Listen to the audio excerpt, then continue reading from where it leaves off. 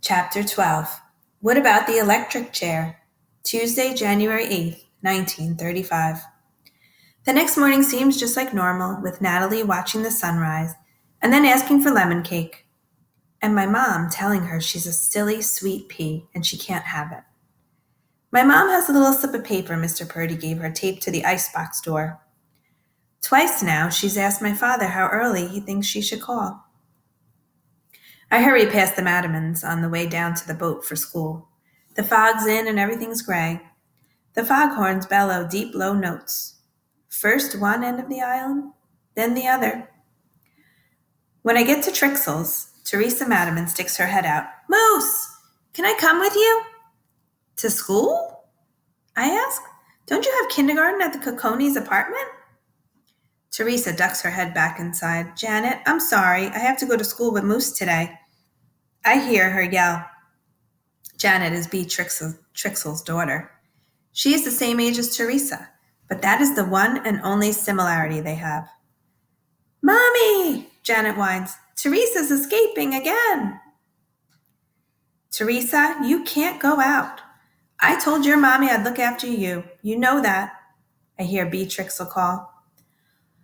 "Ugh," Teresa groans. When is my mom getting back from the hospital? Having a baby couldn't possibly take this long. Do you think she went shopping?" "Teresa," B. Trixel calls. "Come get me as soon as you get home," Teresa hisses, and ducks back inside. When I get down to the Frank M. Cox, Piper is there waiting for me. I've been so caught up with Natalie, I forgot all about Piper's project. I wonder how long before she brings it up. "Boys first," she says. For a second, I hesitate, wondering if she has the gangplank booby-trapped. "You know, Moose, I owe you an apology." She clatters across the gangplank behind me. "For what?" I ask, thinking of at least 300 things she could be apologizing for. "I shouldn't have made you meet with my dad. I was just worried about your sister is all. But now that she's safely off the island," what do I say to this? She's got to know Nat's back. My father told everyone when he didn't show up for the party at the officers' club, right? "Oh," I say. "Oh, do you accept my apology or not?" "I accept your apology." "Okay," Piper says, "and I just wanted to explain something else too. Helping me with the laundry isn't against the warden's rules." Here it comes. "Oh, really?" I say. "You bet," she says. "All right, let's ask your dad if it's okay," I say. "Do you ask your dad to put permission to put on underwear every morning?" "I'm just pointing out." "I know exactly what you're pointing out, but no one here sticks to those stupid rules. You're the only one, Moose Flanagan." I shrug. "And besides that, you'll be going back on your word. You told my dad you'd help him. You promised." "Why should I help you? You treat me like something stuck to the bottom of your shoe." She smiles her most charming smile. "I'll be nice now." "No, you won't." "Well, for a little while anyway." I laugh. It sneaks out the corner of my mouth before I can stop it. She laughs too. An icy wind blows her hair off her shoulders and bites through my sweater. "Let's go inside," she says. The boat pitches in the wake of a big ferry. I walk as if I've just learned how. Grasping the side of the door, I get myself inside the cabin where it's warm and steamy like hot chocolate. Piper's cheeks and the tip of her nose are rosy. Her long hair is blown every which way. The cabin is empty except for 2 guards and a scrawny little man in a suit. The scrawny man is handcuffed to one of the guards. The hair on the back of my neck stands up. "Oh, that's Weasel on his way to court," Piper says. "What for?" "Another appeal, probably. He's one of those convicts that knows as much about the lawyer as the lawyers do. They call them jailhouse lawyers. My dad says Weasel could convince the hens they're better off with a fox in charge, and then persuade the jury it was in the chicken's best interest to be eaten. You know, Annie would never do this if there was even the slightest chance she'd get in trouble for it." She's back to her plan now. "You don't know Annie, and neither would Jimmy. Not if it were really against the rules, Piper says. I look at Weasel again. Forget it, Piper. What if I promise to be nice to your sister? Will you then? She asks. I'll think about it, I say. Well, think fast because I'm doing it today. You'll be nice to Natalie no matter what? Promise, swear to God, she says. Never call her names. Never tell your dad stuff about her. Treat her really kind.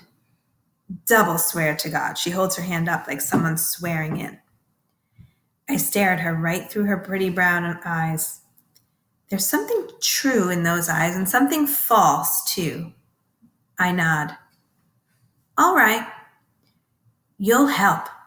I suppose, I say, careful not to look at the weasel again. She rubs her hands together. We're in business. All you need to do is talk about Alcatraz, get people in the right mood. You'll talk up the place, kind of like the warm-up, and I'll tell a few people. Then the words spread. You must know some Alcatraz stories, she says as the boat motor grinds beneath our feet. Inside her notebook, she shows me a small sign. Once-in-a-lifetime opportunity. Get your clothes laundered by Al Capone and other world-famous public enemies. All clothes cleaned on Alcatraz at the only laundry facility in the world run by convicted felons, including the notorious Scarface Al and Machine Gun Kelly. Only cost 5 cents. I groan. Al Capone. It's only one little mention, she flashes her movie star smile. Nope, not doing it. She ignores this. We walk off the boat now, just behind Weasel and his guards. Follow my lead. Then when I leave, you take over. That's all you have to do. Talk. Did the warden say talking was against the rules, Moose Man? Talking about Capone is. Fine, don't talk about him then. He's not the only convict we have. You know, jeepers. In Miss Bim's class, Piper moves into action. She motions me to the back of the room where history books are stacked waist high and a bunch of kids are copying answers for last night's homework. My head says don't follow her, but my feet walk back there. It's been a hard week, don't you think, Moose? Piper says to me so loud. She clearly means to be overheard. Did you see that shiv? What's a shiv? The girl asks. It's a dagger made of old silverware or carved out of a pot handle. The cons use them to stab each other or kill our dads, Piper says, though she barely looks at the girl, as if relaying this information is not her aim at all. I guess they found it in a library book, Piper says, pages carved out in a knife shape. How did they find it? Do you know, Moose? I shrug. He knows. He just doesn't want to tell, Piper glares at me, then slips away. So, what happened? The girl demands. Somebody got stabbed, I guess, I say. What's the inside of the cell house look like? The fat kid asks. I've never been in there, I say, but my dad says the cells are like cages. Each one has a toilet, a sink, a bed, and a man. What about the electric chair? Anyone seen that? A girl wants to know. We don't have one, I answer. How about them firing squads? The fat kid is turned all the way around in his seat. This is the United States of America. We don't have firing squads, I explain. Yeah, that's not how we knock people off here. We fry them. I've read all about this. It's like this. A skinny kid shakes all over to demonstrate. What about the metal bracelets? You know, handcuffs and whoosies, whatsies on their legs?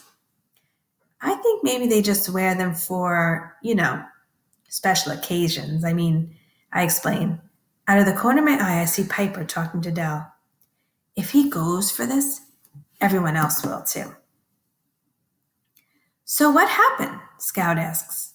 With the shiv in the library book. The girl seems proud of herself for knowing the word now. Like I said, somebody sliced up a guy, maybe killed him. I have no idea what I'm talking about now. That's the thing about the cell house library, I say. It's a high-risk operation. Really? A girl asks. Books are overdue, I explain. They lock you up. They have a special cell for it. Overdue library book cell. If it's more than 10 days overdue, they put you in the hole. Solitary confinement. No kidding, the fat kid asks. I could see him fingering his library book, which I'm guessing is past due. Oh, yeah, I say. I'm starting to enjoy myself. And you should see what happens when you forget to say please. Bread and water for an entire week. Forget thank you, and it's even worse. Oh, come on, somebody says.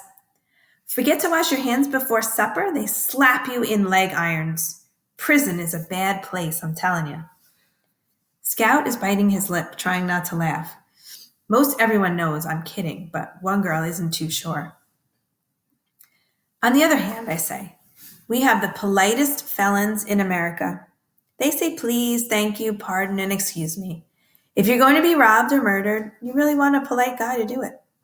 Somebody who offers you a chair and some milk and cookies first. It's kind of like being shot by your grandmother. Who wouldn't prefer that? You must learn a lot living there, a skinny girl says. She's taking in my every word. Oh, yeah. On weekends, there are special classes the cons teach us. You learn how to blow safes, make silencers, steal cars. Thieves' school, we call it. Homework's tough, though. Even tried to get a dead body in a rumble. Ever tried to get a dead body in a rumble seat? Everyone laughs. They all know I'm kidding now. Then the bell rings. Thank God, because I'm out of stories. I look around and see Dell has disappeared. He comes back a few minutes later with his sweater on, but nothing but bare skin underneath. He rolls his shirt up and hands it to Piper, who is busy talking to Scout, sign in hand. When we are all settled in our seats, Miss Bimp starts rattling on about the importance of good posture and how no cultivated lady or gentleman would dream of slumping during oral reports the way certain members of this class are doing. She is just getting warmed up when the notes start appearing. How about tomorrow? One pencil-rolled scrap of paper asks. No, only today, Piper writes back in the back's slanted cursive. How much for socks? Another says. 2 cents, Piper writes back. Will my blouse come back bloody? My mom will kill me if I ruin my blouse. No. Can you advance me a nickel? No. Please. The note comes back again, this time written in pencil grinding capital letters. No. Piper scribbles mercilessly. When class ends, 2 lines form outside the bathroom. One by one, Miss Bimp's students come out. Sweaters over bare chests, shoes with no socks, jumpers with no shirts beneath. I watch from a distance as they hand Piper their clothes and their money. Please, Piper, I can't take off my dress. Can't I bring something tomorrow? Penelope begs Piper. I'm sorry, Piper explains. She rolls her lips together and shakes her head. Our arrangements simply won't allow for that kind of flexibility. She looks really sorry, too, as if she would change the rules in a second. If only she could. The girl marches off to the bathroom and returns, slip in hand. Can't do it. Too, personal, Piper tells the girl whose face is now as red as hair. At the end of the day, I see 2 8th-grade guys walking home, bare-chested, shivering in the gray, foggy afternoon. Piper limited her sales efforts to the 7th grade class, but probably they had a friend in the 7th grade send their clothes in. I'll bet Piper got twice as many 8th grade kids this way. I have to admit, Piper's pretty smart, but she's going to get in trouble for this. I just know it. What are your thoughts? Should he have joined in on Piper's new business? Do you think this is a good business? I wonder if she's going to get caught. I kind of hope she does. Do you agree?